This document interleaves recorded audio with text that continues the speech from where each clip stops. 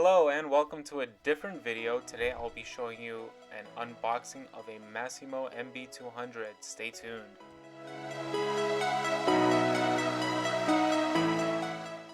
Jumping into the unboxing part, I'm going to go ahead and open up this box. Just to give you a quick background on this purchase, I bought this bike off of Amazon originally, and the shipping company either damaged it or something happened, which resulted in me purchasing it off their website.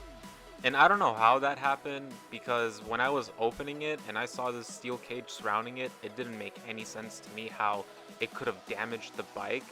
Nevertheless, this is a good thing because I purchased a Coleman bike before I purchased this, and the Coleman bike didn't come with any cage surrounding it or anything like that.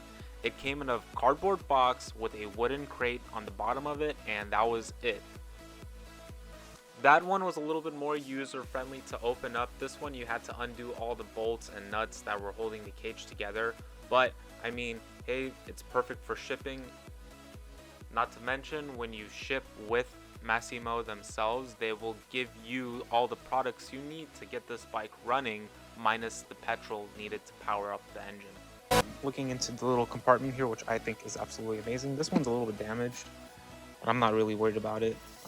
It does come with oil, which is freaking amazing. I ended up buying my own oil, but I'm just going to use what they supplied me with. It comes with what appears to be an instruction manual and registration and all that stuff, if you do choose to do so, and a toolkit. Perfect.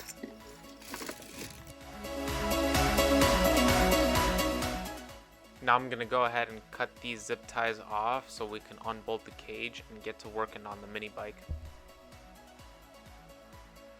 The tools that the mini bike comes with is a 14 and 12 wrench. We're going to use a 14 side to undo all these nuts and bolts that are holding the cage together. I recommend using the wrench and a ratchet with a 14mm attachment onto it to undo all the nuts and bolts.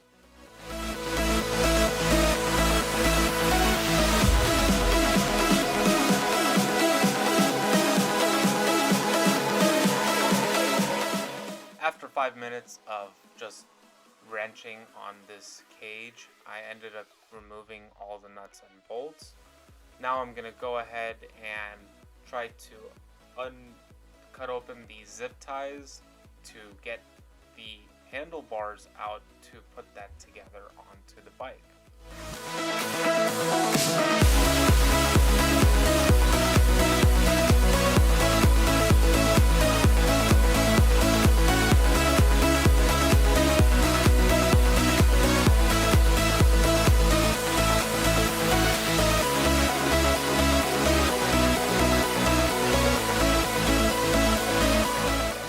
Once the zip ties are cut, you can go ahead and remove the top portion of the cage and start removing the sides and the front and rear portions of the cage to get access to the surrounding portions of the bike.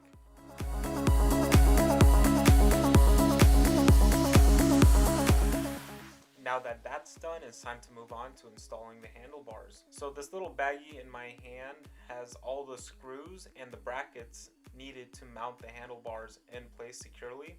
So what I did was I mocked up the way the handlebar should sit, and then I put the brackets on, and then I started screwing them down.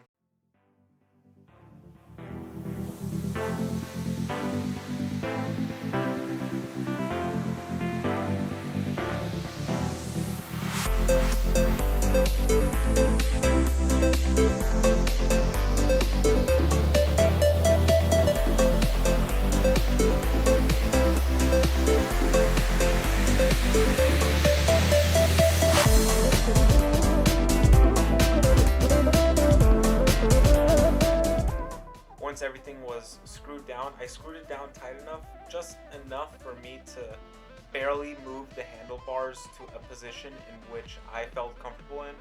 Once I got it to that position, I tightened the screws and I let it be. And one thing that I've noticed in the few months that I've owned this is that the handlebars get a little loose.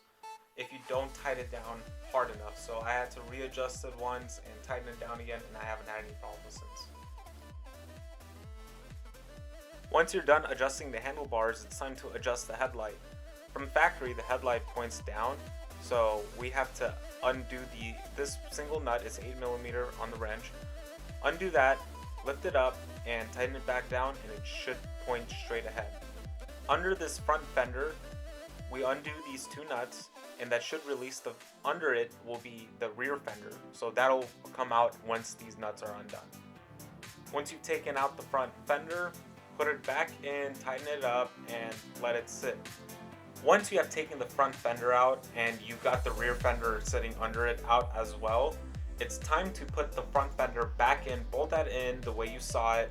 Once that's secured in, put your nuts in and you're done. Now it's time to move forward with the rear fender, and the rear fender is a little tricky to install.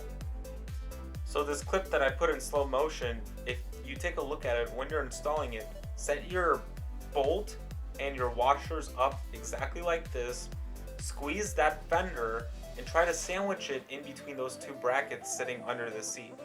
Once you have had enough room to fit the screw outside of the bracket, tighten it with the nut and do the same thing with the other side. Make sure you do one side first, sandwich that in, and then the other side will be a lot easier to do. You are going to get a couple scratches on your fender, but if you are okay with that, then go for it. You don't have to install it, but when you do go off-roading, all that dirt that this bike kicks up will go on the back of your shirt.